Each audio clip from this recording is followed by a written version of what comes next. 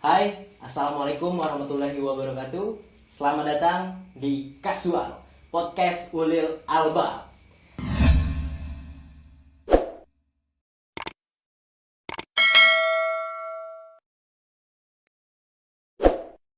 Ini adalah konten pertama dari Kasual dari HMI MPU Cabang Palembang Darussalam. Dan sekarang kita sudah kedatangan tamu. Di sebelah saya ada Nikmatul Hakiki Febriawan. Ya, biasa dipanggil Wawan ya. Oke, di sebelah kita sudah ada Kanda Wawan ya. Oke, kita bakal bincang-bincang. Tapi sebelum itu, Kanda Wawan ini adalah seorang aktivis ya, aktivis mahasiswa, dan dia adalah mantan Presiden Mahasiswa Universitas Sriwijaya di tahun 2018-2019. Betul gitu ya? Benar. Kanda? Benar. Oke. Ya, kita bakal ngobrolin tentang peran pemuda pada kemerdekaan. Nah, ngomongin soal kemerdekaan nih kan, jadi menurut Kanda nih, brainstorming dulu nih ya kan. Nah, menurut Kanda peran pemuda pada kemerdekaan ini seperti apa sih pada tahun 1945 itu?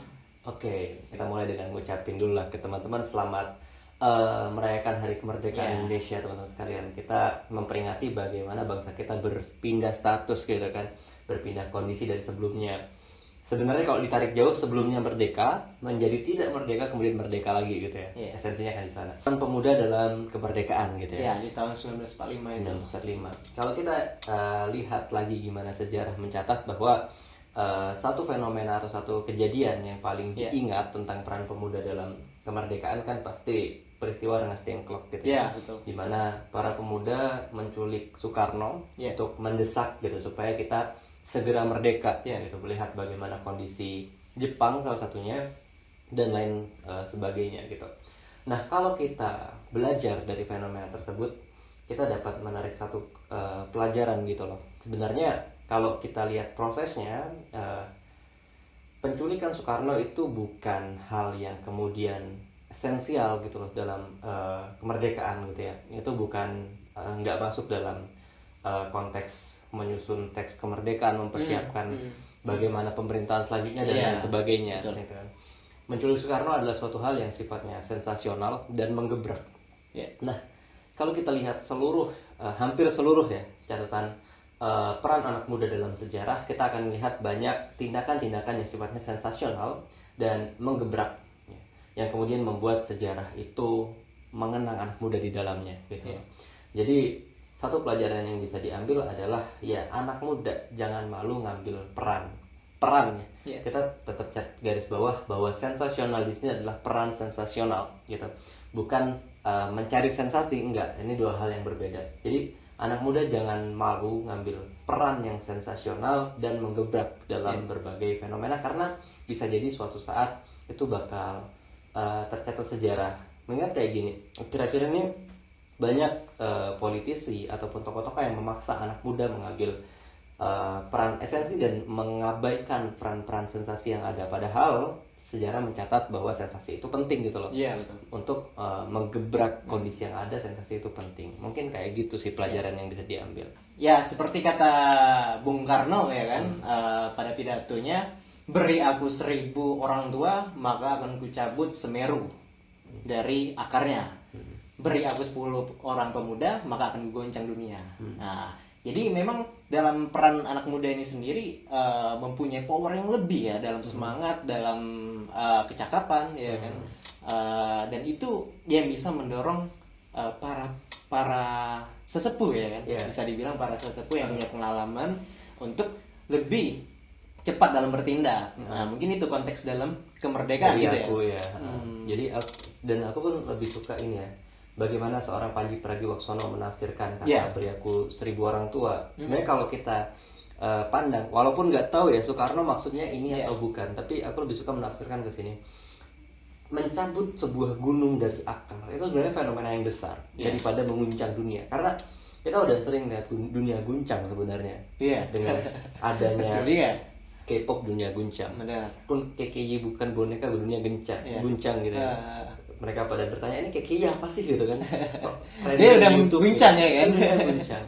Tapi kalau tahu-tahu ada sebuah gunung yang hilang atau tercabut gitu kan, ya dunia jelas gempar gitu.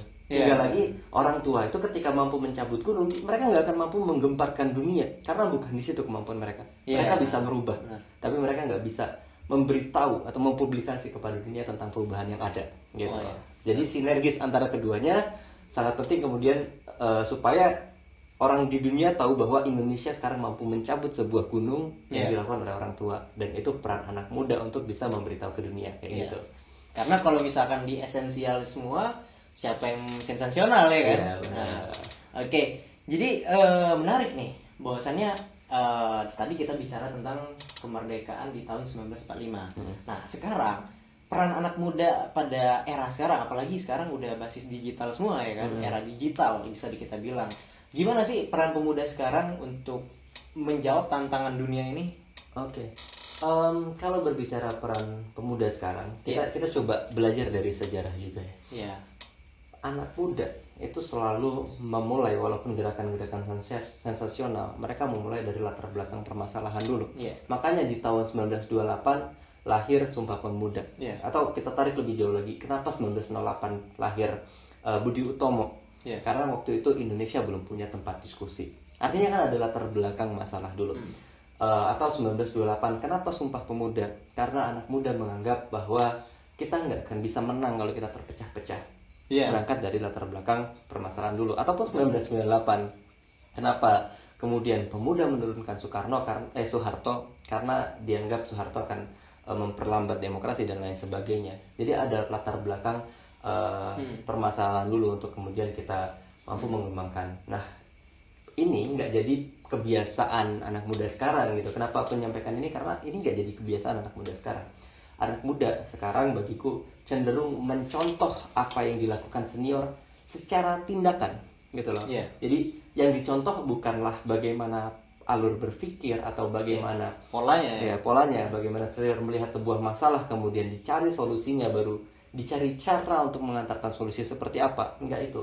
Tapi yang dilihat sama anak muda adalah senior dulu mampu sukses menurunkan Soeharto dengan demo, ya kita demo lagi. Iya. Gitu. Bukan maksudnya demo itu salah, enggak. Jadi romantisme nostalgia.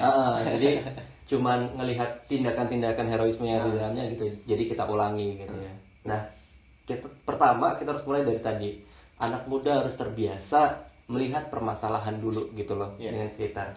Dan kalau kita tarik lebih jauh lagi, melihat masalah itu adalah sebuah masalah dari anak muda sekarang gitu ya. Anak muda sekarang banyak yang ngerasa nyaman karena dia melihat permasalahan yang ada di sekitarnya gitu.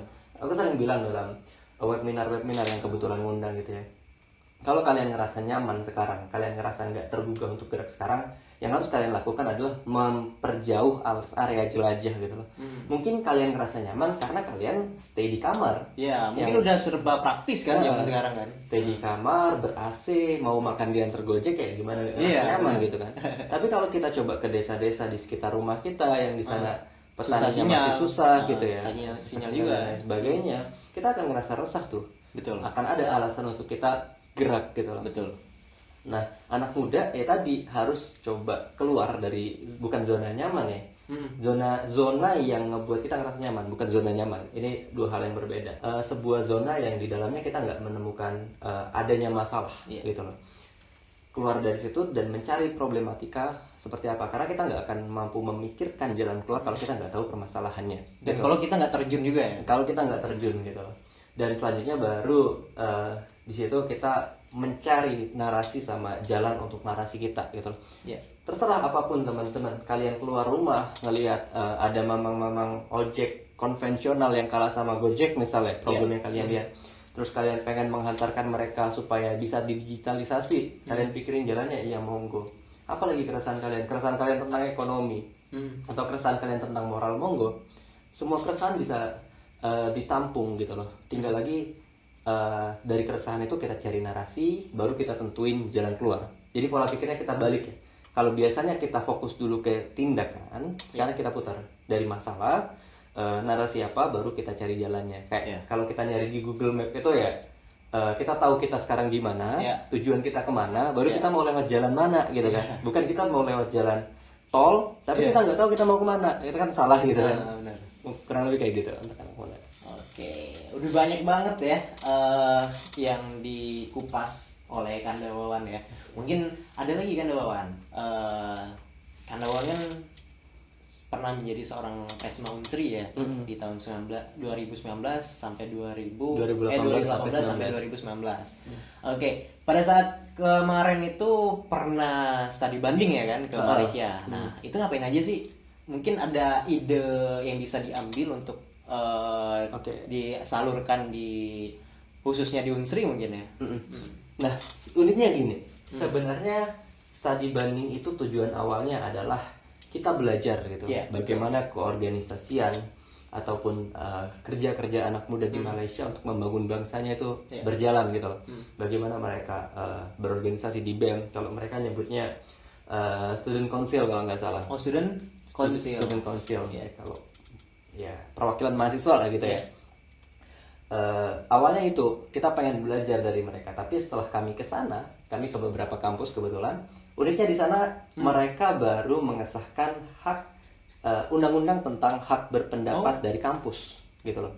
Jadi ketika kami ke salah satu kampus IIUM, International Islamic University of Malaysia gitu ya.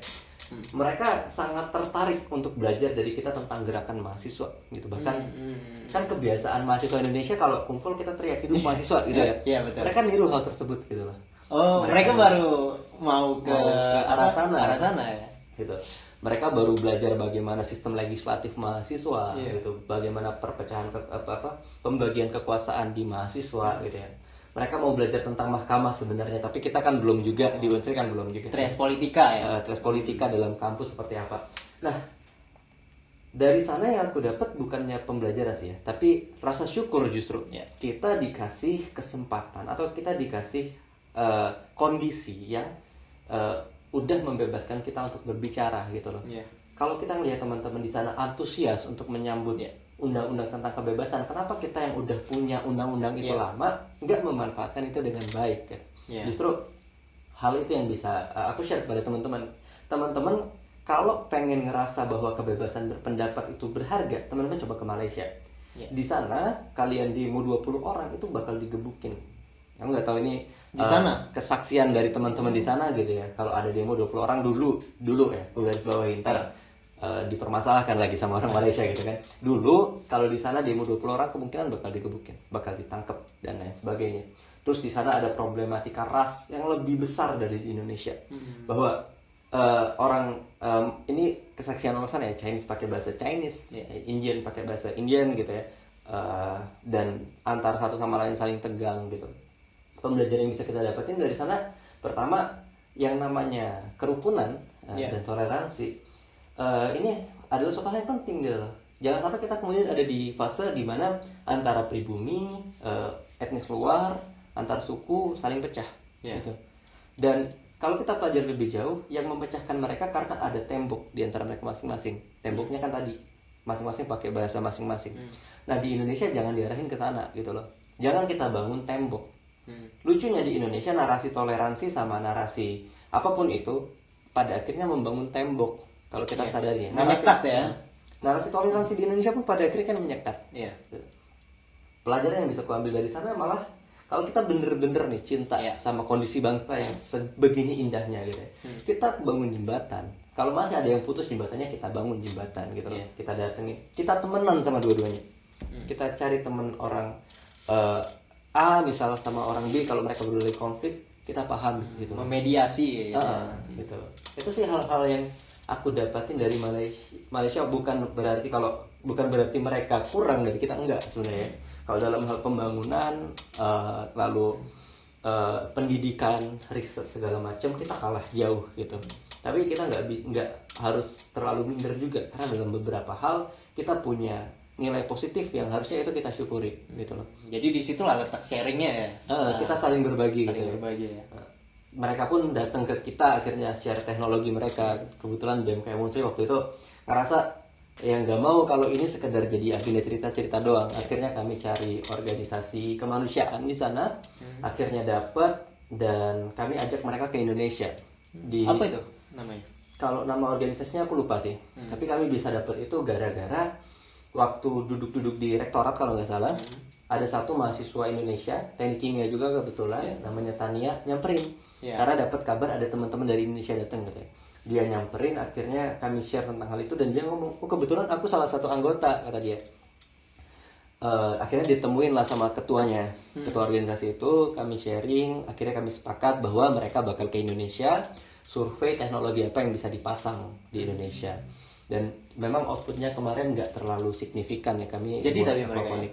Jadi bahkan teknologinya pun udah ada, cuman kemarin baru aquaponik sih, suatu hal yang bisa kita buat. Tapi sebenarnya rencana jangka panjangnya adalah kami pengen mengantarkan petani-petani itu atau orang-orang di desa itu untuk menuju ke revolusi industri 4.0. Kalau hari ini kita pasang aquaponik, kedepannya nanti kita mulai sama sensor gitu ya. Kita pasang sensor, nanti kita pasang sumber energi yang bisa mengelola itu sendiri, jadi nggak perlu pakai listrik dan segala macam gitu. Tapi kemarin baru sampai aquaponiknya doang gitu. Oke, jadi banyak yang bisa diterapkan juga ya dari pembelajaran. Seharusnya banyak. Ya, Kandawan ada pendapat nggak tentang ya bagaimana peran pemuda sekarang di era pandemi ini menyikapi kemerdekaan ini? Menyikapi kemerdekaan. Jadi kalau ngomongin kemerdekaan di era pandemi, ya ada hal positif sama negatif sebenarnya gitu. Hal negatifnya kita nggak bisa upacara tadi, gitu.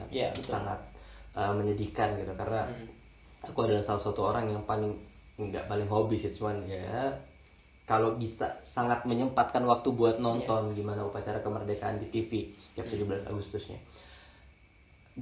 Itu negatifnya gitu, kita nggak bisa merayain kemerdekaan secara upacara, dan semoga kita segera bisa upacara gitu ya. Tapi positifnya sebenarnya kan pasca upacara biasanya banyak perayaan-perayaan yang sebenarnya nggak memberikan esensi kemerdekaan kepada kita gitu loh, nggak merefleksikan kemerdekaan kepada kita, kayak lomba-lomba, panjat pinang segala macam, yang bahkan menurut beberapa orang itu adalah bentuk penjajahan itu sendiri gitu loh.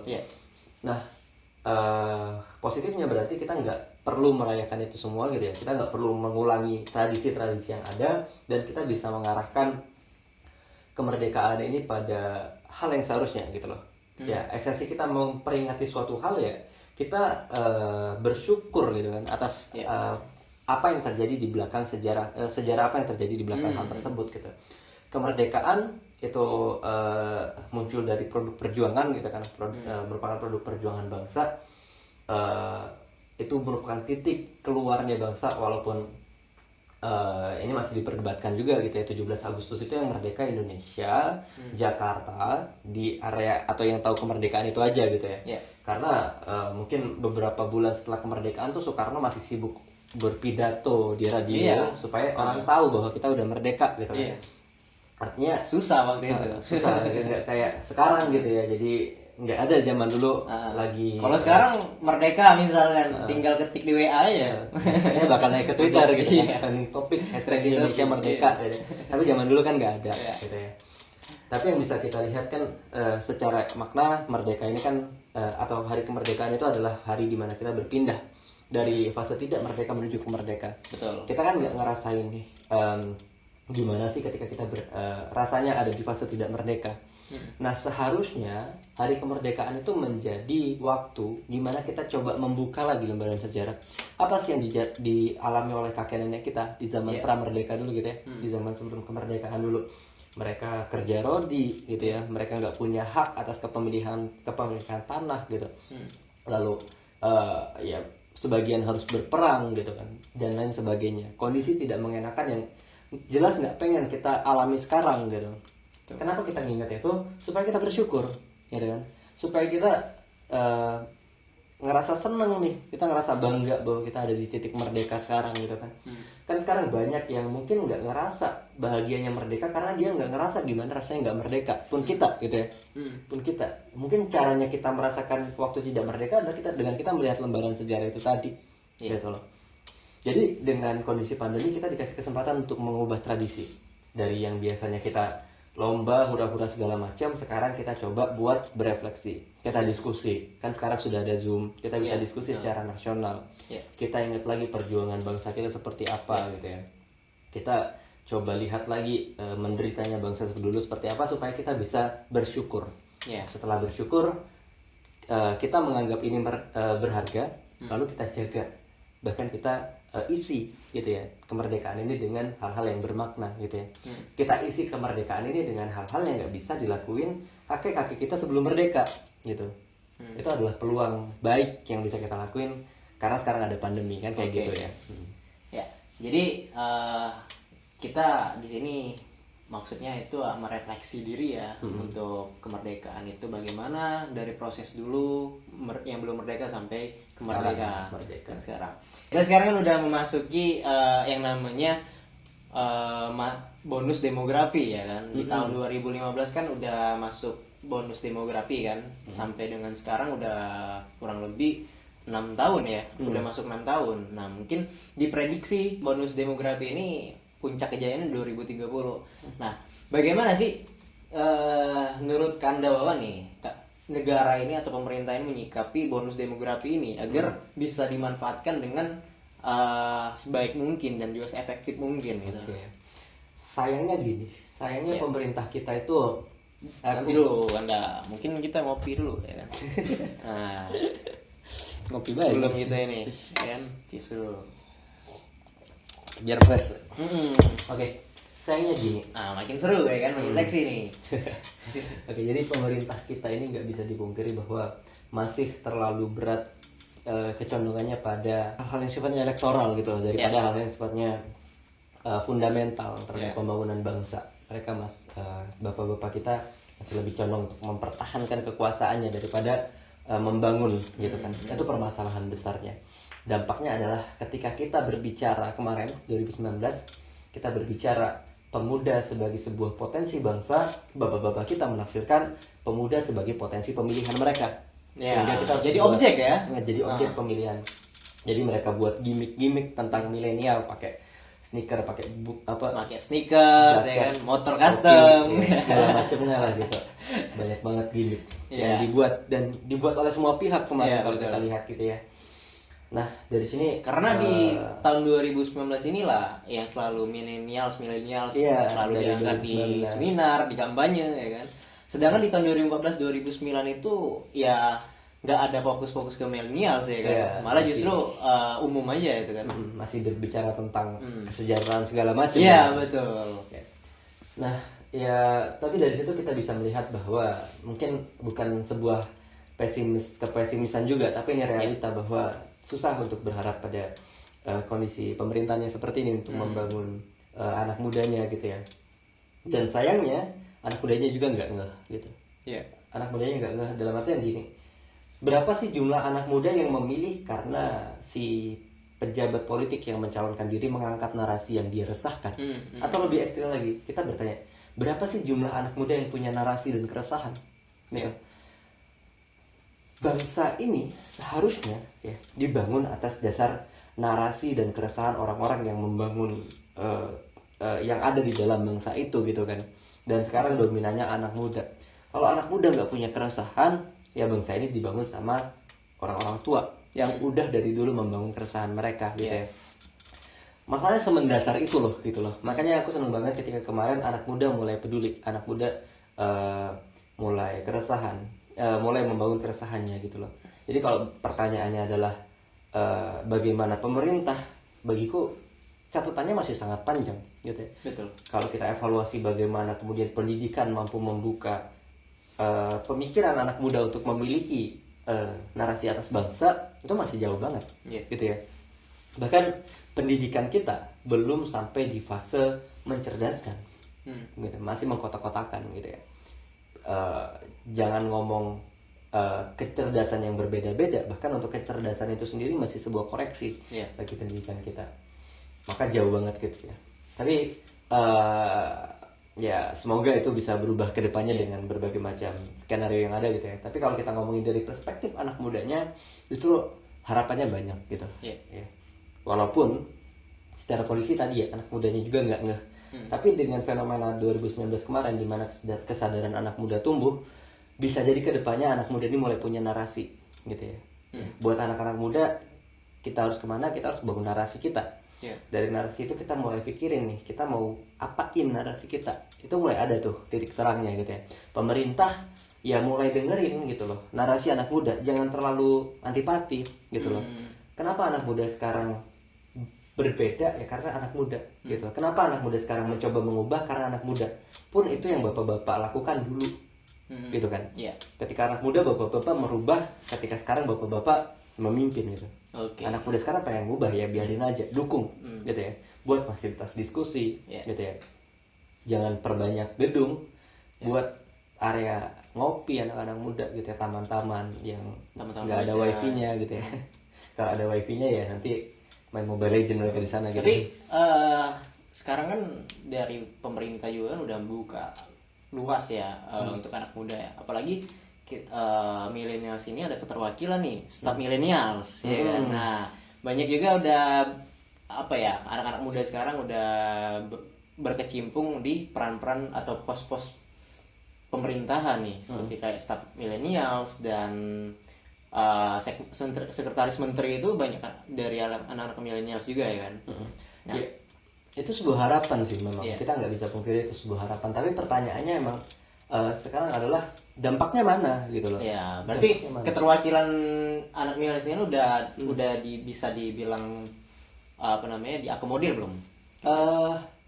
Secara gimmick, ini mungkin agak keras ke pihak.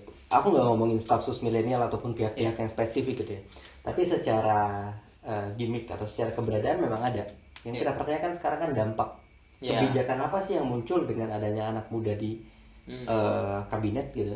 Kebijakan apa sih yang udah muncul dengan adanya anak muda di parlemen? Itu yang kemudian bakal lebih berimpact daripada adanya mereka gitu kan. Ya percuma ada, tapi kalau nggak punya power tuh percuma gitu loh. Ya. Jadi bisa dibilang itu sebuah harapan iya gitu. Anak muda mulai dimasukin sebuah harapan bener. Cuman selagi nggak ada dampak ataupun ya tadi nggak ada produk yang bisa dikeluarkan, masih sama aja nol. Bahkan ketika hari ini anak muda udah ada tapi nggak memberikan produk apa-apa, ini bisa jadi sebuah potensi untuk muncul ketidakpercayaan. Jangan sampai di masa yang akan datang anak muda justru berpendapat, kemarin ada stafsus millennials ataupun ada orang-orang millennials di kabinet pun nggak ada produknya, kenapa kita harus masuk gitu kan. Jangan sampai ke titik itu. Makanya teman-teman yang ada di kabinet, di parlemen, di ruang-ruang yang bisa berpotensi untuk membuat kebijakan, ya buat kebijakan yang bisa buat mengembangkan anak muda. Ya mungkin semoga bisa bermanfaat untuk industri kreatif ya untuk anak muda ini, mungkin bisa mewarnai di situ ya. Harapan dari kita lah ya kan, sebagai selaku anak muda atau kaum millennials ya kan. Mungkin terakhir kan closing statementnya ya buat anak-anak muda gitu ya. Jadi ya mungkin kalau dibilang aku ngasih saran buat teman-teman, kan kita seumuran ya. Jadi ini bukan nasihat teman-teman, ini sekedar keresahan doang gitu ya. Gini, kita tuh merdeka loh teman-teman. Kita bebas buat nemuin kita mau ngarahin bangsa ini, kita mau bernarasi bangsa ini ke arah mana gitu ya. Teman-teman kalau punya keresahan ya ekspresiin aja gitu loh. Jangan kita justru nggak pakai kemerdekaan yang udah kita punya, padahal kemerdekaan itu berharga banget. Kalau bisa di masa yang akan datang kita akan melihat anak-anak muda saling beradu narasi. Ketika narasi-narasi itu udah punya masing-masing dan udah berani untuk diadu gitu ya, bangsa ini akan terbentuk dari narasi-narasi terbaik yang menang dalam kompetisi narasi yang sebelumnya udah dibuat oleh para anak muda. Dan di saat itulah bangsa kita baru bisa menyebut diri sebagai sebuah bangsa yang berlandaskan demokrasi gitu loh. Kalau kita sekedar pakai sistem demokrasi tapi kita nggak punya kultur demokrasi, ya bodo amat, omong kosong gitu ya. Anak muda yang punya potensi buat ngarahin ke sana. So teman-teman, kita merdeka, carilah keresahan kalian apa. Kalau kalian belum punya, main agak jauh dikit. Kalau udah nemu, besarin narasi kalian dan perjuangkan narasi itu. Nanti kita adu narasi kita. Kalian adu narasi kalian sama yang lain, biar narasi yang menang menjadi arah bangsa ini gitu loh. Biar narasi kita yang bareng-bareng itu menjadi arah kita bareng-bareng ke depannya. Kayak gitu. Itu ya. Oke, mungkin itu aja. Aku Aridata, pamit undur diri. Salam cinta penuh damai, hidup mahasiswa, yakin usaha sampai. Wassalamualaikum warahmatullahi wabarakatuh. Waalaikumsalam warahmatullahi wabarakatuh.